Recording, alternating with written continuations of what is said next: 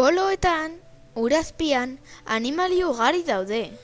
Baleak, arrainak, marrazoak eta beste gehiago.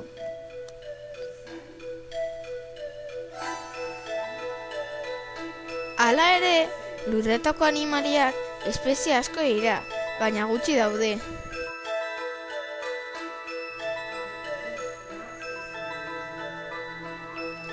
Gizakia CO2 txarra egiten ari gara, kutsatzen ari gara, eta horrengatik bero gehiago dago eta poloak desegiten ari dira.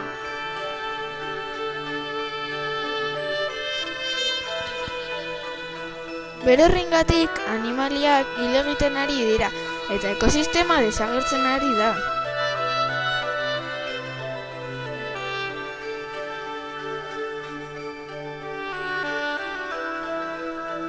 Hobe da, zakarra botatzen ustea. Bestela, poloetan dauden animaliak hil egingo dira.